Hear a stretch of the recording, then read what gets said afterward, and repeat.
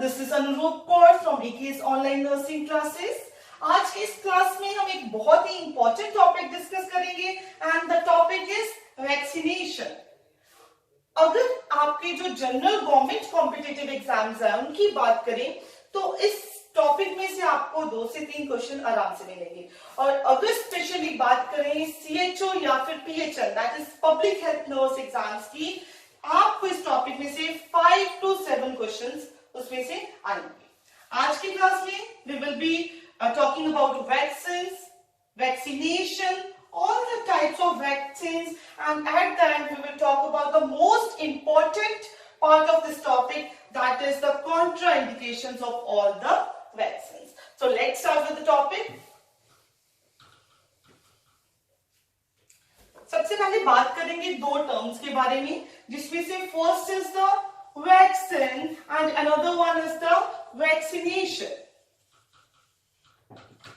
Vaccine क्या होती है? Vaccine it is an immunobiological agent. Immunobiological agent होता है which is designed to produce specific protection against a specific disease. मैंने term use की कि ये एक इम्यूनोबायोलॉजिकल एजेंट होता है, या फिर सिंपली मैं बोल दूं कि एंटीजन ही होता है। और एंटीजन क्या होते हैं? Antigen can be bacteria, it can be virus, it can be any foreign body जो आपकी बॉडी में जाके डिजीज प्रोड्यूस कर सकती है या फिर हार्म कर सकती है। तो ये बेसिकली एंटीजन ही होता है जो आपकी बॉडी में specific protection against the specific diseases produce करता है। तो अब आप बोलोगे कि मैम अगर ये एंटीजन ही होता है तो ये तो डिजीज कॉज करेगा ना, ये हमारी बॉडी को कैसे प्रोटेक्ट कर सकता है? तो एक चीज मैं बता दूं, जो एंटीजन्स होते हैं 2 फॉर्म्स होती हैं, वन आर द विरुलेंट और another one is the avirulent. जो विरुलेंट होते हैं वो stronger, that is stronger form of antigen. वो एंटीजन की एक स्ट्रॉन्गर फॉर्म है which has the capacity to produce the disease. Whereas जो अविरुलेंट होते हैं वो वीकेंड एंटीजन्स होते हैं। वही एंटीजन वही है, जैसे सपोज करो टाइफाइड का एंटीजन टाइफाइड का ही है, बट वो इतना वीक कर दिया गया है लैब में, वो डिजीज कॉज नहीं कर पाएगा। यहाँ पे हम कंसेप्ट की बात करते हैं, फिर आपको थोड़ा और ध्यान में आएगा, फिर थोड़ा सा और क्लियर होएगा। सपोज करो दिस इज ह्यूमन बॉडी, ये ह्यूमन बॉडी है। जब भी कोई एंटीजन इस पे अटैक करता है, कोई भी एंटीजन सपोज करो बाहर से, टाइफाइड पे लगा लो, ठीक है, एंटीजन जब भी अटैक करेगा तो हमारी बॉडी के एक बहुत ही इंटेलिजेंट सिस्टम है, और वो कौन सा सिस्टम है? That is the immune system. Immune system हमारा एक्टिवेट हो जाएगा।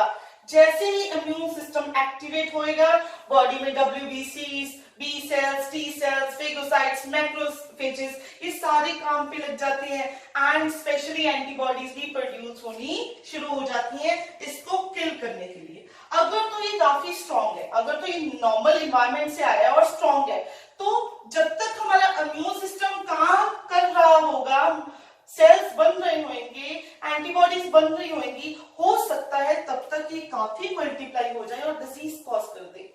बट जो वैक्सीन्स होती है, मैंने बोला था कि वो अविरुलेंट फॉर्म्स होती हैं, they are the weaker ones. जैसे ही हम इस वैक्सीन को इंजेक्ट करेंगे, बॉडी में जाएगा एंटीजन ही, पर वो वीक एंटीजन क्या है? इस वीक एंटीजन के अगेंस्ट, या जिसकी अविरुलेंट एंटीजन है, जिसकी पैथोजेनिसिटी बिल्कुल 0 है, उसके अगेंस्ट हमारा इम्यून सिस्टम एक्टिवेट हो जाएगा। सारे सेल्स बनने लग जाएंगे, WBCs एक्टिव हो जाएंगे, एंटीबॉडीज बनेंगी, B सेल्स, जो मेमोरी B सेल्स हैं, साथ में मेमोरी T सेल्स भी होते हैं, वो भी अपना काम शुरू कर देंगे।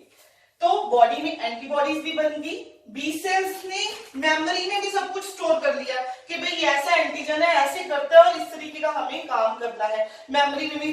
पर ये तो वीक फॉर्म है ना, तो डिजीज तो कॉज नहीं कर पाएगी, पर यस इसने एक अच्छा काम कर दिया, हमारे इम्यून जो सिस्टम है उसको सारी इंफॉर्मेशन दे दी और साथ ही साथ बॉडी में इसके अगेंस्ट एंटीबॉडीज भी बन गई। तो ये होती है हमारी वैक्सीन्स। तो आपको अभी थोड़ा सा आई थिंक कंसेप्ट क्लियर होएगा। इसके बाद इसमें से जो क्वेश्चंस पूछे जाते हैं हम उसके बारे में डिस्कस करेंगे। तो सबसे पहला क्वेश्चन पेपर में पूछा जाता है कि who coined the term vaccine. कई बार पेपर में पूछा जा चुका है, तो आपको याद रखना है Lewis pasture. Louis Pasteur was the one who coined the term vaccine. And अगर हम बात करें वैक्सीन, सबसे पहले तो वैक्सीनेशन होती क्या है? Very simple, it is process of administering the vaccine. ठीक है, तो और ये वाली टर्म कॉइन किसने की थी? It was coined by Edward Jenner. ये एडवर्ड जेनर ने कॉइन की थी. स्टूडेंट्स कंफ्यूज हो जाते हैं, वैक्सीनेशन को किसने कॉइन किया था? लुईस पास्चर ने या एडवर्ड जेनर ने? तो ध्यान रखना एक चीज, कंसेप्ट क्लियर करना कि एडवर्ड जेनर जो पर्सन था, ही वाज द फर्स्ट जिसने वैक्सीनेशन का कंसेप्ट इंट्रोड्यूस करवाया था, and he was the first जिसने हमें वैक्सीनेशन टर्म दी थी फर्स्ट टाइम. एंड अगर इवन क्वेश्चन पूछा जाता है कि सबसे पहली वैक्सीन कौन सी डेवलप हुई थी, तो सबसे पहली जो वर्ल्ड में वैक्सीन डेवलप हुई थी वो थी स्मॉल पॉक्स की वैक्सीन. 1798 में डेवलप हुई थी. तो इस वैक्सीन को डेवलप किसने किया था? इसको डेवलप भी किसने किया था? एडवर्ड जेनर ने. तो ये 2-3 क्वेश्चन है, थोड़ा सा आप लोग अपने माइंड में रिमाइंड कर लो. सबसे पहले वैक्सीन टर्म किसने कॉइन की? लुईस पास्चर ने. वैक्सीनेशन किसने कॉइन की? एडवर्ड जेनर ने. सबसे पहली वैक्सीन वर्ल्ड में कौन सी डेवलप हुई थी? स्मॉल पॉक्स की. स्मॉल पॉक्स को किसने डेवलप किया था? Edward Jenner. नेक्स्ट हम एक और क्वेश्चन करेंगे. अभी मैंने यहाँ पे वर्ड लिखा हुआ है स्पेसिफिक प्रोटेक्शन. ठीक है, तो क्वेश्चन पेपर में आता है कि अगर हम लेवल्स ऑफ प्रिवेंशन की बात करें, आप सबको ध्यान होएगा थोड़ा बहुत कि प्रिवेंशन के 3 लेवल्स होते हैं, प्राइमरी, सेकेंडरी एंड टर्शियरी. आगे आने वाली क्लासेस में हम वो डिटेल में डिस्कस करेंगे, पर अभी मैं आपको थोड़ा सा बताऊंगी कि जो प्राइमरी प्रिवेंशन होती है उसमें भी हम डिजीजेस की प्रिवेंशन कर रहे होते हैं, और उसके 2 पार्ट्स होते हैं. एक होता है हेल्थ प्रमोशन एंड दूसरा होता है स्पेसिफिक प्रोटेक्शन. ये दोनों ही प्राइमरी प्रिवेंशन में आते हैं. तो भाई वैक्सीनेशन में हम क्या कर रहे हैं? स्पेसिफिक प्रोटेक्शन ही तो कर रहे हैं. तो vaccination it is example of primary prevention, और अगर मैं थोड़ा और स्पेसिफिकली बात करूं, it is example of specific protection. Next we will be discussing the types of the vaccine. तो नॉर्मली अगर हम बात करें, वैक्सीन जो होती है ये सबसे जनरल एंड सुपरफिशियल जो क्लासिफिकेशन है वो है वैक्सीन की. तो 3 टाइप्स होती है. One is the live attenuated vaccine, second is the kill or inactive vaccine, and third are the toxoids. पहले तो मैं आपको ये बता दूं, एग्जाम में बहुत बार क्वेश्चन आता है और पूछा जाता है कि which one of the following are the live vaccine या फिर which one of the following are the kill vaccine. तो ये आपको टिप्स पे होनी चाहिए कि कौन सी लाइव वैक्सीन है और कौन से किल वैक्सीन है. सबसे पहले हम थोड़ा इनके बारे में डिटेल में जानते हैं. पहले लाइव वैक्सीन मैंने बताया. लाइव वैक्सीन होती क्या है? वैक्सीन तो मैंने बताया it is basically N antigen itself. Live क्या होती है कि उनमें एंटीजन लाइव फॉर्म में होता है. एंटीजन इज लाइव, वो जिंदा है. तो अगर वो लाइव है तो डिजीज कॉज कर सकता है, बट वो नहीं कर सकता क्योंकि साथ में लाइव के साथ आप देखो एटेन्यूएटेड वर्ड भी लिखा हुआ है. They are the live attenuated, मतलब एटेन्यूएशन की प्रोसेस के थ्रू हम इनको क्या कर देते हैं, वैक्सीन को वीक कर देते हैं. वीक का मतलब कि उनको टिश्यू कल्चर में, किसी भी टिश्यू कल्चर में या फिर चिक एम्ब्रियो कल्चर में कंटिन्यूअसली रिपीटेडली इनोकुलेट करते हैं, जिसके कारण उसकी स्ट्रेंथ कम हो जाती है एंड वो डिजीज कॉज नहीं कर पाती. उनकी इम्यूनो, देखो यहाँ पे मैं फिर से 2 वर्ड्स लिखूंगी, immunogenicity and one is pathogenicity. One is pathogenicity. Pathogenicity is capacity of the antigen to cause the disease, whereas immunogenicity it is capacity of that antigen, not exactly capacity, but ये होता क्या है, उस antigen के body में enter होने में जो हमारा बॉडी में इम्यून रिस्पॉन्स एक्टिव होता है या फिर इम्यूनिटी डेवलप होती है. तो हर एंटीजन के कारण हर एंटीजन की कैपेसिटी होती है कि वो डिजीज कॉज कर सकता है, और उसके कारण हमारी बॉडी में इम्यूनिटी भी प्रोड्यूस होती है. तो जो लाइव वैक्सीन है, लाइव एट्रीब्यूटेड वैक्सीन है, हम एटीन्यूएशन के प्रोसेस के थ्रू इनकी पैथोजेनिसिटी जो है बिल्कुल कम कर देते हैं. क्या करते हैं हम? पैथोजेनिसिटी को रिड्यूस कर देते हैं.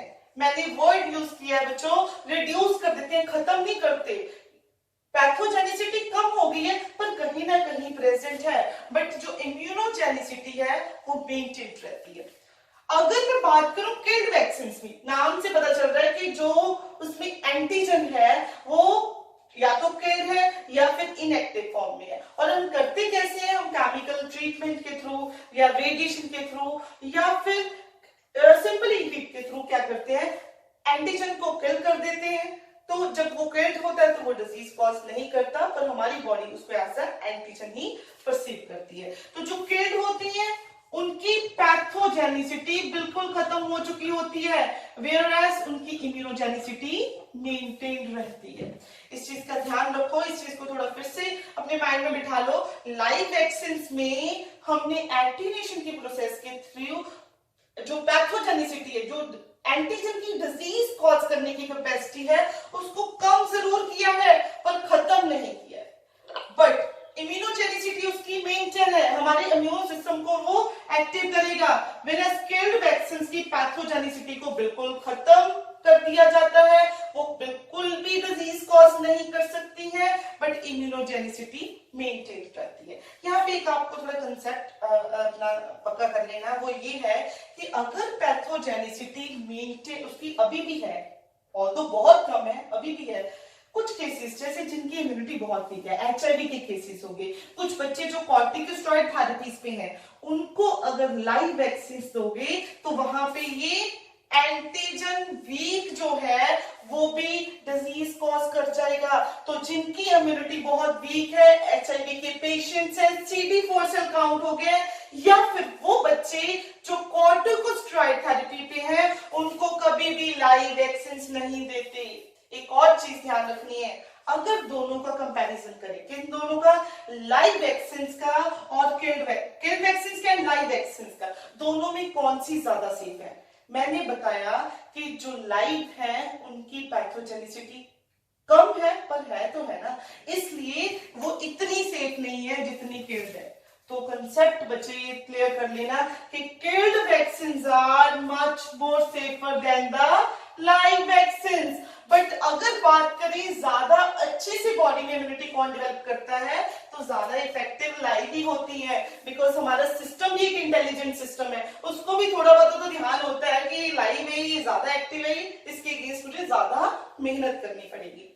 तो इसीलिए जहां पे भी एपिडेमिक ऑफ द डिजीज होता है, जहां पे हम थोड़ी जल्दी इम्यूनिटी प्रोड्यूस करनी है बॉडी में, वहां पे हम लाइव वैक्सीन का यूज करते हैं, वहां पे कभी भी किल्ड वैक्सीन यूज नहीं होती।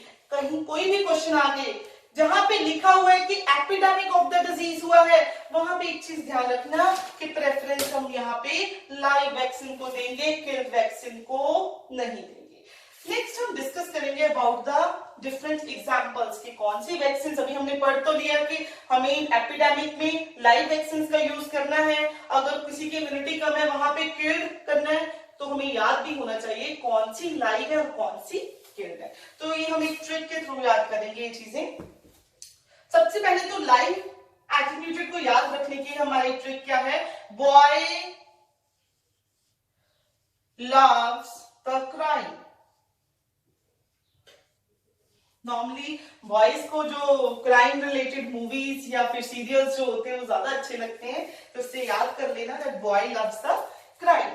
तो here B stands for BCG, O stands for OPV। याद रखना ये OPV है, जो ओरल पोलियो वो लाइव वैक्सीन है, एंड जो इंजेक्टेबल है वो किल्ड वैक्सीन है। Why? That is for yellow fever, love के लिए हम नॉर्मली लाइव वैक्सीन ले लेंगे, T for the typhoid, C for chicken pox, R rubella, I for influenza. Influenza की दो फॉर्म्स आती हैं, इन्फ्लुएंजा की लाइव वैक्सीन भी लाइव भी होती है एंड किल्ड भी होती है। तो हमारे जिस भी बच्चे को देनी है उसकी कंडीशन के हिसाब से we can use anywhere.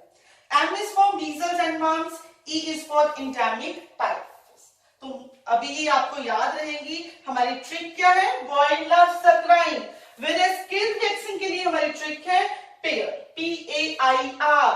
Here P stands for pertussis, A stands for hepatitis A and hepatitis B, I is for IPV, R is for rabies and rotavirus। ये होती है बेसिकली किल्ड वैक्सीन। और अगर टॉक्सॉइड्स की बात करें, टॉक्सॉइड्स होता है, टॉक्सॉइड में हम किसी भी एंटीजन का कोई पार्ट यूज करते हैं, उसका कोई प्रोटीन, उसकी कोई सिक्रीशन, उसका कोई भी पार्ट और फ्रैक्शन यूज करेंगे बॉडी में इम्यूनिटी प्रोडक्शन के लिए। तो हमारे पास मेनली दो टॉक्सॉइड्स होते हैं, one is diphtheria and another is tetanus. ये थोड़ा इजी है, दो ही है तो आपको कंफ्यूजन नहीं होगी। पर एक चीज याद रखना, जिस भी वैक्सीन की शॉर्ट फॉर्म में टी आ गया, जैसे DT, DPT, that is the example of toxoid. Basically वो टॉक्सॉइड है। तो DT is diphtheria toxoid, TT is tetanus toxoid, DT is combination vaccine for diphtheria and tetanus, and DPT is the basically diphtheria, pertussis and tetanus. पर यहाँ पे बच्चों याद रखना, pertussis कोई टॉक्सॉइड नहीं है, ये एक किल्ड वैक्सीन है। तो ये तो था हमारी बेसिकली एक ट्रिक, ताकि आप सबके नाम याद करो। थोड़ा सा रिवाइज कर लेते हैं। हमने लाइव वैक्सीन को याद किया एक ट्रिक से, that is boy loves the crime. B किस स्टैंड के, रिपीट करो आप सब लोग साथ साथ। B stands for BCG, O OPV, Y yellow fever, T is for typhoid, C chicken pox, R rubella, I influenza, M measles, mumps and E for endemic typhus। यहाँ पे हमने क्या किया था, शॉर्ट जो ट्रिक थी हमारी memory trick, that was pair. P for pertussis, A hepatitis A and hepatitis B, I is for IPV, R for rabies and rotavirus, and टॉक्सॉइड्स में हमारे पास दो टॉक्सॉइड्स होते हैं, डिप्थीरिया का एंड टेटनस का। तो इसको अच्छे से आप लोग लर्न कर लेना। इसके बाद जो हम डिस्कस करने वाले हैं अबाउट इंडिविजुअल वैक्सीन। सबसे पहली जो वैक्सीन उसमें आती है दैट विल बी बीसीजी।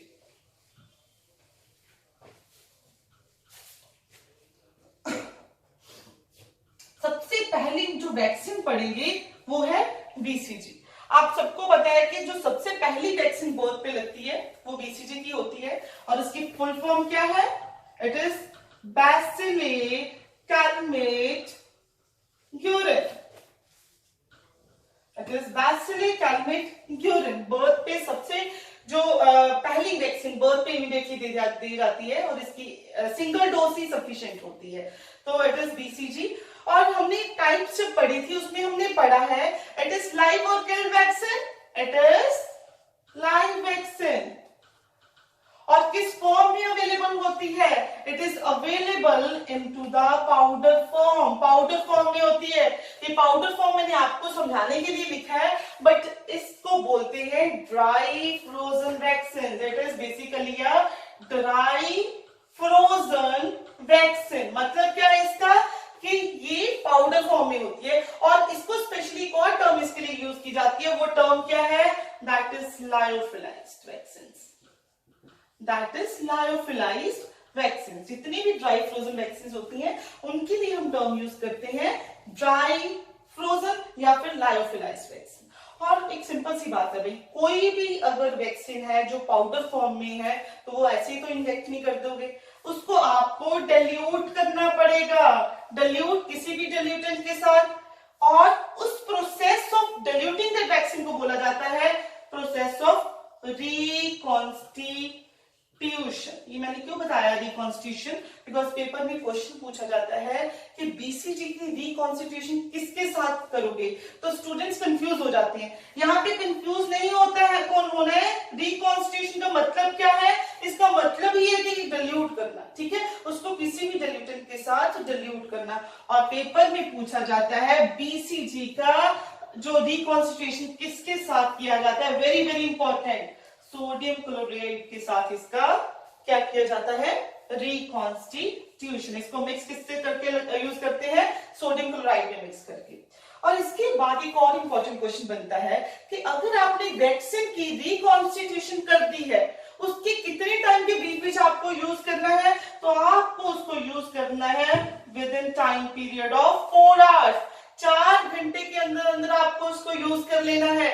अगर बाय चांस 4 घंटे के बाद वो वैक्सीन बच गई है तो what you will do, you will simply discard that vaccine, you are not going to use that vaccine. तो ये भी एक इंपॉर्टेंट क्वेश्चन है, ठीक है।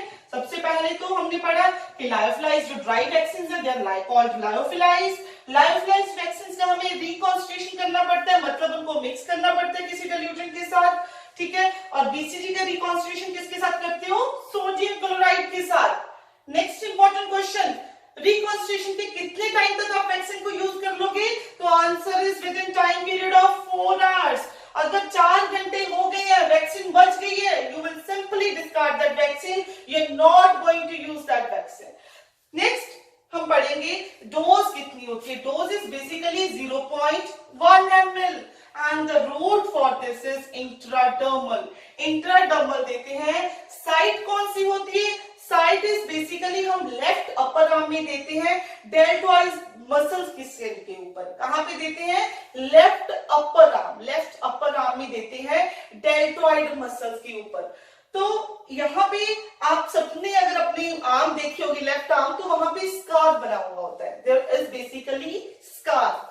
तो वो स्कार क्या है, उससे हमें पता लगता है, क्या पता लगता है कि हमें बीसीजी का इंजेक्शन मिला हुआ है। सबसे पहले 0.1 ml डोज होती है, इंट्राडर्मल रूट होता है, और जब भी देते हैं, जब भी ये वैक्सीन दी जाती है और जो हमारी बॉडी में जो इम्यूनिटी डेवलप होने लगती है, उसके एक साइन होता है। वो साइन क्या होता है कि पेप्यूल फॉर्मेशन हो जाती है। क्या होता है? पेप्यूल फॉर्मेशन होती है। वो कब होती है? 2 to 3 वीक्स पे, that is at the time period of 2 to 3 weeks. उसके बाद 5 हफ्ते पे क्या होता है? ये जो पेप्यूल बना था, इसका साइज बढ़ जाएगा, बढ़ के अप्रोक्सीमेटली 4 to 8 mm हो जाता है।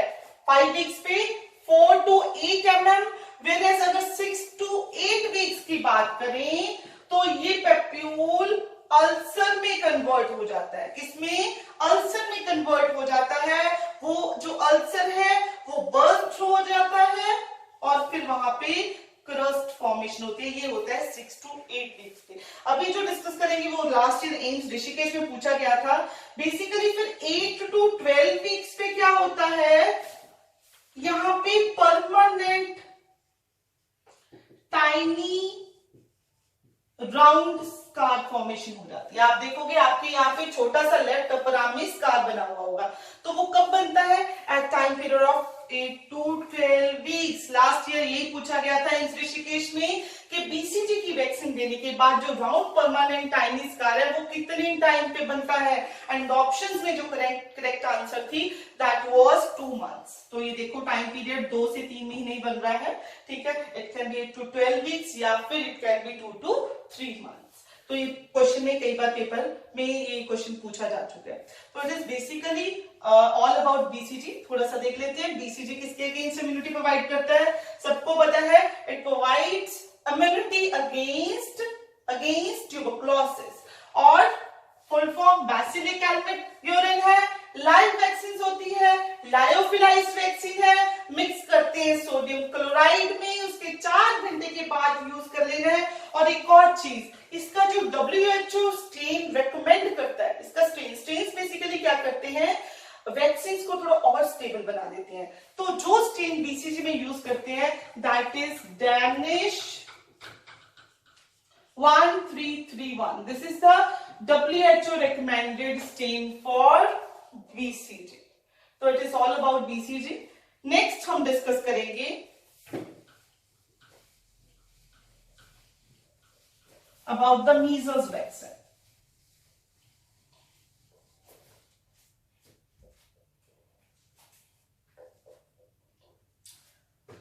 We'll discuss about the measles vaccine. सबसे पहले तो पता ही आपको मीजल्स के अगेंस्ट जो पैरामिक्सोवायरसेस हैं जो मीजल्स कॉज करते हैं उनके अगेंस्ट इम्यूनिटी प्रोड्यूस करती है बॉडी में। तो ये जो वैक्सीन है हमने बीसीजी में पढ़ा था कि वो एक पाउडर फॉर्म में अवेलेबल होती है। It is also basically available in the powder form. तो पाउडर फॉर्म में अवेलेबल है तो क्या बोलोगे इनको? Measles is also a dry frozen vaccine. It is also a dry frozen vaccine, या फिर मैं बोल सकती हूँ it is also the lyophilized vaccine. अगर लायोफिलाइज्ड है तो हमें इसका रिकॉन्स्टिट्यूशन करना पड़ेगा। तो मीजल्स की रिकॉन्स्टिट्यूशन किसके साथ की जाती है? It is with the distilled water. ये भी पेपर में क्वेश्चन पूछा जा चुका है कि मीजल्स वैक्सीन की रिकॉन्स्टिट्यूशन आप किसके साथ करोगे, तो that also need to be done with distilled water. उसके कितने टाइम के बाद तक आप यूज कर सकते हो, 4 घंटे तक आप यूज कर सकते हो। अगर 4 घंटे तक का टाइम हो गया है, आपकी वैक्सीन बच गई, आप फिर से डिस्कार्ड कर दोगे, उसको यूज नहीं करोगे। इसके बाद अगर बात करें इसकी डोज की, तो इसकी डोज होती है 0.5 ml। डोज हम जो यूज करते हैं 0.5 ml। सबक्यूटेनियस रूट होता है एंड राइट अपर आर्म में क्या होता है, ये वैक्सीन दी जाती है। राइट अपर आर्म में ये वैक्सीन दी जाती है। तो it is very important. Generally students confuse हो जाते हैं कि वैक्सीन जो बीसीजी की वैक्सीन है वो राइट में देंगे या मीजल्स की राइट में देंगे। तो बच्चे ध्यान में रखना, सबसे पहली आपकी वैक्सीन होती है बीसीजी, जिसके कारण पैप्यूल फॉर्मेशन, अल्सरेशन होती है, इसलिए हम प्रेफर करते हैं उसको नॉन डोमिनेटिंग हैंड में दें, बिकॉज मेजोरिटी लोगों में left hand is the non dominating. Whereas measles vaccine जो है राइट अपर आर्म में दी जाती है, बीसीजी लेफ्ट अपर आर्म में and BCG left upper arm में, और जो मीजल्स है that is in the right upper arm. इसके बिना इसके बहुत कॉमन जो कॉम्प्लिकेशन है, बहुत कॉमनेस्ट जो इसकी कॉम्प्लिकेशन है, that is the toxic shock syndrome. Toxic shock syndrome. और इसके लिए जो स्ट्रेन यूज किया जाता है, इसके लिए वैसे 3-4 स्ट्रेन यूज किए जाते हैं। जो मोस्ट कॉमनली यूज स्ट्रेन है दैट इज एडमॉन्टन ज़ैग्रेब स्ट्रेन। एक और स्ट्रेन होता है स्वाट स्ट्रेन, वो ज्यादा कॉमनली यूज नहीं करते, और क्वेश्चन भी अगर पूछा जाता है तो एडमॉन्टन ज़ैग्रेब स्ट्रेन में से ही पूछा जाता है। तो this is basically all about the measles vaccine. हमने क्या डिस्कस किया, हमने डिस्कस किया कि ड्राई वैक्सीन है, डिस्टिल्ड वाटर में इसको मिक्स करते हैं, 4 घंटे के अंदर हमें यूज करना होता है। डोज कितनी है, 0.5 ml। सबक्यूटेनियस रूट होता है, क्या साइट है, राइट अपर आर्म, ठीक है। And toxic shock syndrome is the commonest complication. साथ में एक और चीज वो क्या है कि अगर किसी बच्चे को 9 मंथ्स, इसकी डोज देते कब कब है, फर्स्ट डोज देंगे 9 मंथ्स पे, सेकेंड देते हैं 16 to 24 मंथ्स पे, ठीक है। फर्स्ट डोज देंगे 9 मंथ्स पे, सेकेंड देंगे 16 to 24 मंथ्स। पर अगर बाई चांस कोई बच्चा हमारे पास 3 साल की एज पे आया है और उसको मीजल्स वैक्सीन नहीं लगी है, तो हम कब तक दे सकते हैं, तो याद रखना 5 इयर्स की एज तक हम मीजल्स वैक्सीन दे सकते हैं, उसके बाद इसको देने की जरूरत नहीं होती है। सिमिलरली अगर क्वेश्चन पूछा जाता है बीसीजी के रिगार्डिंग कि बीसीजी की वैक्सीन वैसे एक डोज होती है that is given at the time of birth, but अगर किसी बच्चे को बर्थ पे वैक्सीन नहीं मिली है तो कब तक आप वो वैक्सीन लगा सकते हो, तो you can give that vaccine till the age of 1 year. 1 साल के बाद बीसीजी के वैक्सीन की भी जरूरत नहीं पड़ती है, क्योंकि हमारी बॉडी में खुद से ही ट्यूबरक्लोसिस के अगेंस्ट जो इम्यूनिटी है वो डेवलप हो जाती है। तो next we will be talking about the vitamin. आप सबको पता है कि जो मीजल्स की वैक्सीन है, इसके साथ हम 9 मंथ्स पे जब first dose of the measles vaccine लेते हैं, इसके साथ साथ हम विटामिन ए का सप्लीमेंट जरूर पिलाते हैं बच्चों को। विटामिन ए सिरप पिलाया जाता है। 9 मंथ्स पे कितनी डोज दी जाती है उसकी, 1 ml। जब मीजल्स के साथ 9 मंथ्स पे फर्स्ट डोज देते हैं 9 ml देते हैं, सेकेंड डोज कब देते हैं, इसके 6 मंथ्स के बाद लेटर सेकेंड डोज देंगे, और वो कितनी होती है, 2 ml। यहाँ पे छोटा सा कंसेप्ट याद करना, if the age of the baby is less than 1 year, अगर एक बच्चा है और उसकी उम्र 1 साल से कम है तो डोज हम देंगे 1 ml। अगर बच्चे की उम्र 1 साल से ज्यादा हो गई है तो उसकी डोज कितनी हो जाएगी, 2 ml। इसको थोड़ा और अगर मैं बोलूं, अगर यूनिट्स में बताऊं, 1 ml is equal to 1 lakh international units and 2 ml is equal to 2 lakh international units। पहली डोज देंगे 9 मंथ्स पे, उसके हर 6 मंथ के बाद डोज विटामिन ए की रिपीट करते हैं, तो अप्रोक्सीमेटली टोटल 9 डोजेस मिलती है। 5 साल की उम्र तक देते हैं, 5 साल के ऊपर विटामिन ए देने की जरूरत नहीं होती हैं। तो टोटल कितनी डोजेस देते हैं हम विटामिन ए की? अप्रोक्सीमेटली 9 डोजेस देते हैं। तो इट इज बेसिकली, और इसको मीजल्स के साथ ही क्यों दिया जाता है? ये मीजल्स से होने वाली कॉम्प्लिकेशन को कम कर देता है। That's why it is being given with the measles vaccine. Next we will talk about the another vaccine. Next we will talk about polio vaccine. आप सबको पता है वैसे तो polio it has been eradicated completely, India से eradicate हुआ है, और क्वेश्चन पेपर में पूछ रहा था कि कब इरेडिकेट हुआ है, तो ये इरेडिकेट हुआ मार्च 2014 में। कब इरेडिकेट हुआ पोलियो का?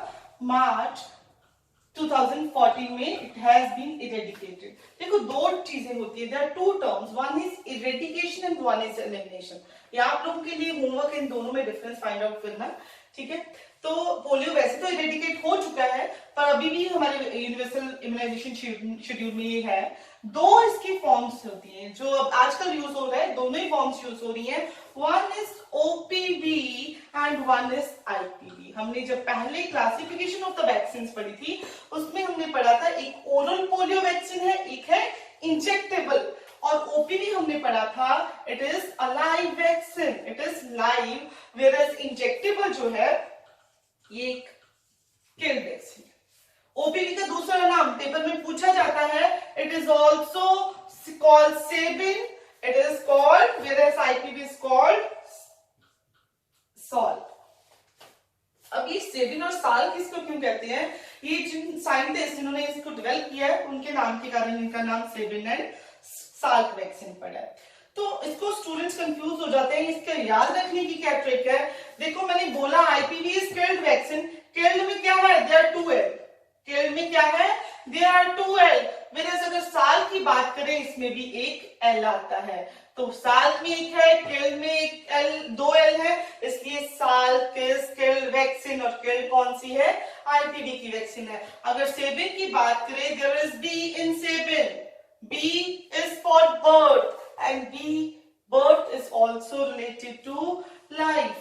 So it is Sabin is live vaccine और live कौन सी होती है? OPV, ठीक है।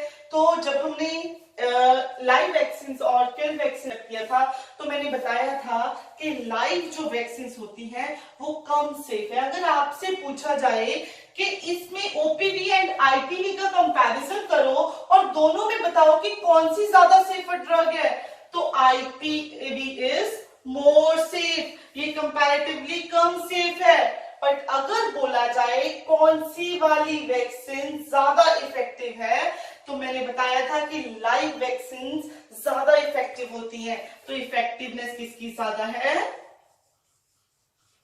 ओपीवी की।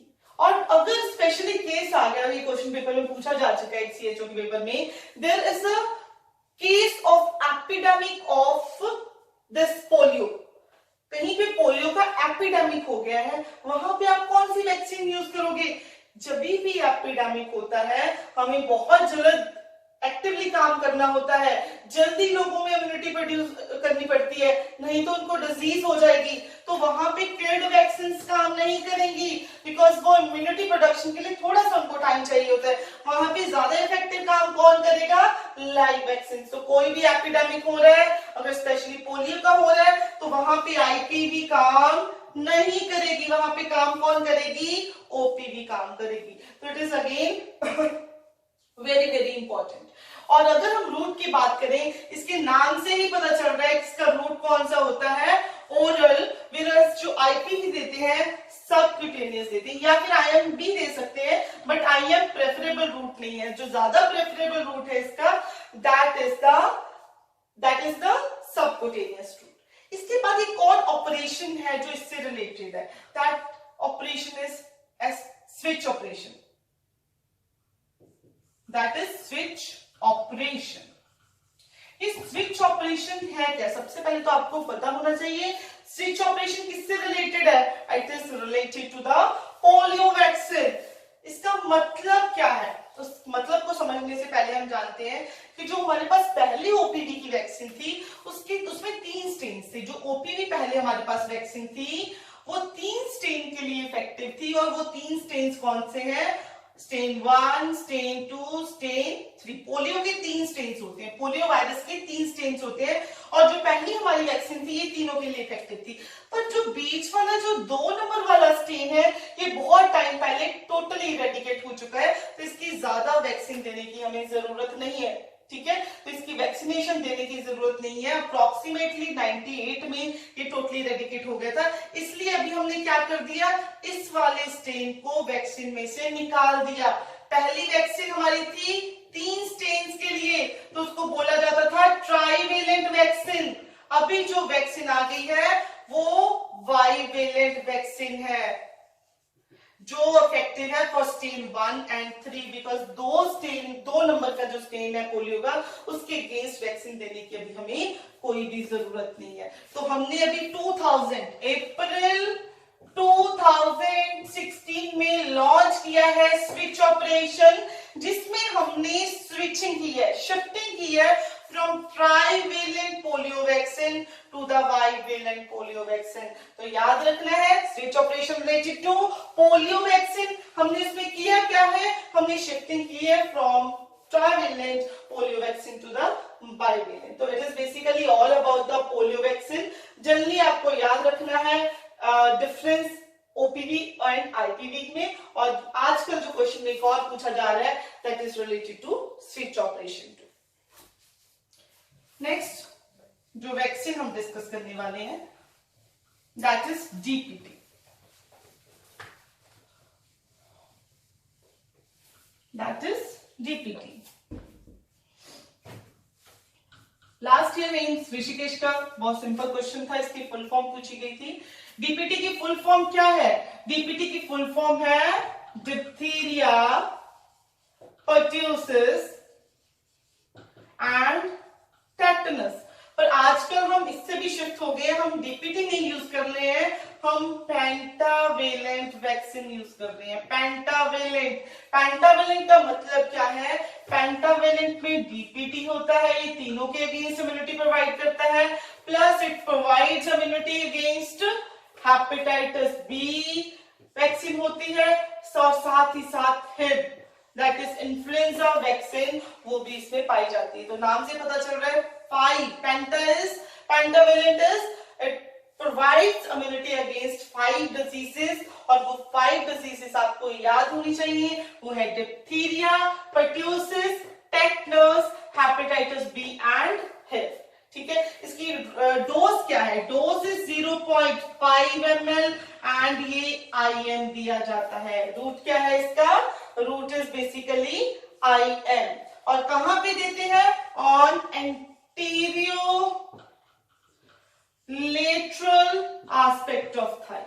ठीक है, थाई के एंटीरियो लेटरल। पहले काफी टाइम पहले प्रैक्टिस थी कि ग्लूटियल मसल्स में देते थे, बट आजकल वो प्रैक्टिस नहीं कर रहे हैं, सिर्फ और सिर्फ एंटीरियो लेटरल जो थाई है वहां पे ये इंजेक्शन दिया जाता है 0.5 ml। और जो इसके कारण सबसे कॉमन प्रॉब्लम्स आती हैं, एक तो है फीवर एंड दूसरा है swelling. First is fever and second one is swelling. तो हम जब भी डीपीटी लगाएंगे इंजेक्शन या फिर पेंटावेलेंट का इंजेक्शन लगाएंगे, हमें मदर को एडवाइस करना है, बताना है, एजुकेट करना है कि बच्चे को फीवर आएगा, और साथ ही साथ एंटीपायरेटिक उसके लिए दे देनी। क्या करोगे, आप मदर को बताओगे कि अगर फीवर आया है इट इज नॉर्मल, एंड साथ ही साथ आप करोगे एंटीपायरेटिक, कोई भी पीसीएम, स्पेशली आप कौन सी देते हैं बच्चों को, पीसीएम में कार्कोल देते हो।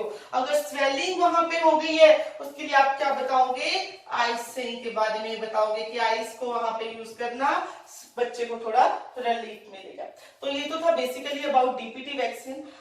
इसमें जो एक चीज याद रखना, डीपीटी की अगर डोजेस की बात करो, फर्स्ट डोज इसकी देते हैं 6 वीक्स पे, सेकेंड दी जाती है 10 वीक्स पे, एंड थर्ड डोज हम देते हैं 14 वीक्स पे। ये तो 3 डोजेस होती हैं।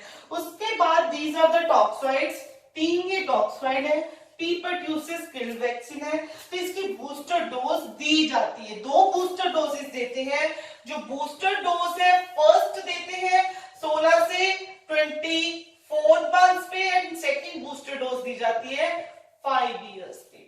और जो डीपीटी की वैक्सीन है ये 5 साल तक देने की जरूरत होती है, 5 साल के बाद डीपीटी नहीं दी जाती है। और आजकल एक और जो गवर्नमेंट लॉन्च करेगी जल्दी, कि जो टेटनस है, जो हम 10th ईयर पे और 15 ईयर्स पे दे रहे हैं, उसको हम रिप्लेस कर रहे हैं डीटी के साथ। पर्ट्यूसिस देने की जरूरत नहीं है 5 इयर्स के बाद, इसलिए हम पर्ट्यूसिस तो नहीं देंगे, बट डीटी की वैक्सीन 10th ईयर ऑन, पर अभी लॉन्च नहीं हुआ, very soon it will be launch.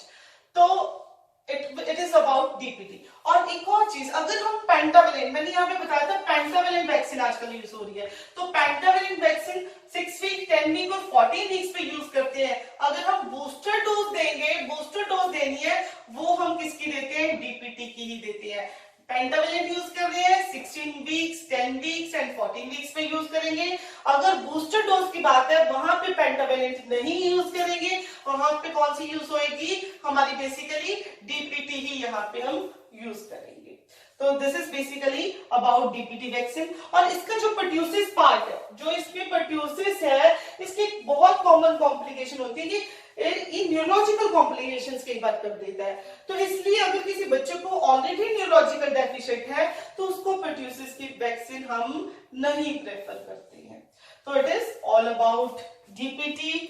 Next जो है, कुछ और नई वैक्सीन है जो आजकल अभी गवर्नमेंट ने लॉन्च की हैं, लॉन्च नहीं की, जो हमारे यूएपी में आ चुकी है, ऑलरेडी इसका पार्ट बन चुकी है, जैसे निमोकोकल कॉन्जुगेट वैक्सीन हो गया, जापानीज एन्सेफेलाइटिस हो गया, रोटा वायरस। ये वैक्सीन हम नेक्स्ट क्लास में करेंगे जब हम यूनिवर्सल इम्यूनाइजेशन प्रोग्राम पढ़ेंगे। इसके नेक्स्ट जो हमने करना है, दैट इज जो मैंने बताया था कि एग्जामिनेशन पॉइंट ऑफ व्यू से सबसे ज्यादा इंपॉर्टेंट पार्ट है कौन सा, कॉन्ट्रा इंडिकेशंस ऑफ वैक्सीन।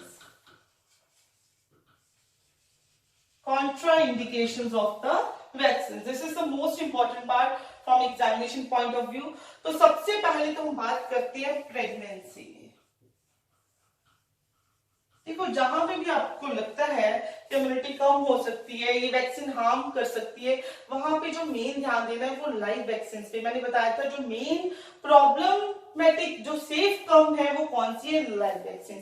तो इसलिए अगर कोई प्रेग्नेंट फीमेल है, उसमें हम लाइव वैक्सीन नहीं देते हैं, लाइव वैक्सीन नहीं देते हैं, but there is one exception.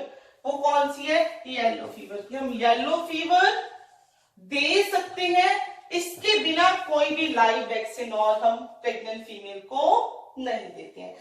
Second जो हमारे पास केस आता है, ये तो पहले प्रेगनेंसी का केस आ गया। सेकेंड, अगर if the patient is suffering from HIV, हमें पता है कि एचआईवी में होता क्या है, एचआईवी में CD4 सेल काउंट होते हैं और इम्यूनिटी वीक हो जाती है। तो एचआईवी के पेशेंट्स को हम दो में कैटेगराइज कर देते हैं, one is symptomatic patient and asymptomatic। अगर तो सिम्प्टोमैटिक है, अगर if the patient is symptomatic, तो हम क्या करेंगे, उसको लाइव वैक्सीन नहीं देंगे। और अगर वो असिम्प्टोमैटिक है तो उसको कोई भी वैक्सीन दे दोगे। असिम्प्टोमैटिक का मतलब उसका भी CD4 सेल काउंट कम नहीं हुआ है, अभी उसकी इम्यूनिटी कम नहीं हुई है, तो हम उसको कोई भी वैक्सीन दे सकते हैं, बिकॉज आने वाले टाइम में उसकी हो सकता है इम्यूनिटी कम हो जाए, CD4 सेल कम हो जाए। तो इसके लिए असिम्प्टोमैटिक पेशेंट है जो एचआईवी का, उसको हम सारी की सारी वैक्सीन दे सकते हैं, कोई भी कॉन्ट्राइंडिकेटेड नहीं होती। बट अगर एचआईवी का पेशेंट सिम्प्टोमैटिक है, मतलब उसका CD4 सेल काउंट जो है वो कम हो चुका है, उसकी इम्यूनिटी कम हो गई है और सिम्टम्स बॉडी में आ चुके हैं, तो हम क्या करते हैं, उसको लाइव वैक्सीन, और लाइव वैक्सीन कॉन्ट्राइंडिकेटेड होती हैं, नहीं देते हैं। यहाँ पे भी लाइव वैक्सीन नहीं दोगे एक्सेप्ट वन, वो एक्सेप्ट वन कौन सी है, BCG, बिकॉज हमने देखा है कि एचआईवी के पेशेंट को ट्यूबरक्लोसिस होने के चांसेस बहुत रहते हैं, तो इसलिए हम BCG की वैक्सीन दे सकते हैं, बट और कोई भी लाइव वैक्सीन नहीं देते हैं। नेक्स्ट, अगर कोई बच्चा है उसकी कॉर्टिकोस्टेरॉइड थेरेपी चल रही है, कॉर्टिकोस्टेरॉइड थेरेपी पे है वो, जिसके कारण क्या होता है, इम्यूनिटी कम हो जाती है, तो उस केस में भी क्या करते हो आप, सारी की सारी लाइव वैक्सीन कॉन्ट्राइंडिकेटेड होती हैं, आप कोई भी लाइव वैक्सीन नहीं देते। फोर्थ नंबर पे है कि अगर फीवर हो रखा है बच्चे को, if the baby is already suffering from fever, तो क्या करोगे, उसको बाकी की वैक्सीन दे सकते हो, but you will never ever give typhoid vaccine. Fever वाले बच्चे को टाइफाइड की वैक्सीन नहीं दोगे। एक और मैंने जब आपको डीपीटी बताया, मैंने बताया था कि जो परट्यूसिस की वैक्सीन है उसका कॉम्प्लिकेशन में कई बार न्यूरोलॉजिकल डेफिशिएंट हो सकता है, तो इसलिए जो न्यूरोलॉजिकल डेफिशिएंट के बच्चे हैं उनको कभी भी डीपीटी नहीं देते हैं, बिकॉज अगर ऑलरेडी न्यूरोलॉजिकल डेफिशिएंट है तो जो इसमें परट्यूसिस की वैक्सीन है वो प्रॉब्लम को बढ़ा सकती है। अब एक डिजीज है, एक है एपिलेप्सी, एपिलेप्सी ये न्यूरोलॉजिकल डिसऑर्डर है, हमें पता है। अगर किसी बच्चे को एपिलेप्सी है तो क्या आप उसको लाइव वैक्सीन या डीपीटी की वैक्सीन दोगे? लाइव वैक्सीन दे सकते हो, पर एपिलेप्सी वाले पेशेंट को आप जो डीपीटी भी दे सकते हो, पर उसकी एक कंडीशन है कि अगर वो मेडिकली कंट्रोल्ड है। अगर एपिलेप्सी मेडिकली कंट्रोल्ड नहीं है, उसको कंटिन्यूअसली मेडिसिन देने के बाद भी फिट्स आ रहे हैं, तो आप डीपीटी नहीं दोगे। बट अगर एपिलेप्सी कंट्रोल्ड है, मेडिसिन नेप्ट्रॉन लेने के बाद बच्चे को फिट्स नहीं आ रहे हैं, तो उसको हम डीपीटी की वैक्सीन दे सकते हैं। तो ये तो थी सारी कॉन्ट्राइंडिकेशंस जिसमें हमने पढ़ा कि प्रेगनेंसी में क्या नहीं देनी, लाइव वैक्सीन कोई भी नहीं देनी है एक्सेप्ट वन, एक्सेप्ट कौन सी, येलो फीवर। आप येलो फीवर दे सकते हो। एचआईवी पेशेंट में अगर पेशेंट एसिम्प्टोमेटिक है तो कोई भी वैक्सीन दे दो, पर अगर सिम्प्टोमेटिक है तो कोई लाइव वैक्सीन नहीं देनी है एक्सेप्ट द बीसीजी वैक्सीन। अगर बच्चा कॉर्टिकोस्टेरॉइड थेरेपी पे या फिर किसी भी और डिसऑर्डर के कारण उसकी इम्यूनिटी कम है तो हम सारी लाइव वैक्सीन नहीं देते। अगर बच्चे को फीवर है, टाइफाइड वैक्सीन हम अवॉइड करते हैं। अगर न्यूरोलॉजिकल डेफिशिएंट है तो हम डीपीटी अवॉइड करेंगे। अगर एपिलेप्सी का कोई केस है तो व्हाट वी विल डू, हम उसको चेक करेंगे मेडिकल हिस्ट्री। अगर बच्चे की जो कंडीशन है मेडिकली कंट्रोल्ड है, then we will give DPT vaccine. But अगर मेडिकली कंट्रोल्ड नहीं है वो एपिलेप्सी का case, that time we will not give that vaccine. ये तो थी लाइव वैक्सीन की कॉन्ट्राइंडिकेशन। अब नेक्स्ट है जो किल्ड वैक्सीन, उनकी क्या कॉन्ट्राइंडिकेशंस होती है। तो किल्ड जो वैक्सीन है वो आप हर बच्चे को दे सकते हो, उसकी कोई स्पेसिफिक कॉन्ट्राइंडिकेशंस नहीं होती है। बट यस, अगर प्रीवियस हिस्ट्री, अगर उस स्पेसिफिक वैक्सीन की प्रीवियस हिस्ट्री है किसी एलर्जी की, हाइपर सेंसिटिविटी या किसी भी तरीके की प्रॉब्लम की, तो हम उसको नेक्स्ट टाइम रिपीटेडली नहीं देते हैं। बट अदरवाइज जो किल्ड वैक्सीन है या फिर टॉक्साइड्स है उनकी कोई स्पेसिफिक कॉन्ट्राइंडिकेशंस हमारे पास नहीं होती है। तो ये तो था अबाउट कॉन्ट्राइंडिकेशंस। नेक्स्ट एक नॉर्मली बच्चों का क्वेश्चन रहता है, वो क्वेश्चन क्या है, बच्चे कंफ्यूज भी रहते हैं। क्वेश्चन क्या है कि क्या हम 2 लाइव वैक्सीन एक टाइम पे दे सकते हैं? यस, हम दे सकते हैं, there is no issue. But generally हम प्रेफर करते हैं कि ये साइट उनकी डिफरेंट, दोनों की साइट डिफरेंट हो। हम कोई भी mix and match of vaccine दे सकते हैं, ठीक है। We can give that live vaccines along with killed vaccines or along with toxoids, but 2 vaccine है जो कभी भी नहीं इकट्ठी दी जाती, वो कौन सी है, कॉलेरा एंड येलो फीवर। कौन सी वैक्सीन कभी भी इकट्ठे नहीं देते, कॉलेरा एंड येलो फीवर की वैक्सीन को कभी भी इकट्ठे नहीं दिया जाता। तो ये था all about our today's topic. आज हमने पढ़ा सारी vaccine, different types. I hope class से आपको काफी कुछ नया मिला होगा। तो नेक्स्ट क्लास में हम मेनली करेंगे अबाउट यूनिवर्सल इम्यूनाइजेशन प्रोग्राम। सारे रिसेंट जो उसमें एडवांसेस हुई है, जो न्यू लॉन्चेस हुए हैं, उनको भी हम कवर करेंगे। So till that time stay tuned with us, subscribe to our channel, study hard and thank you.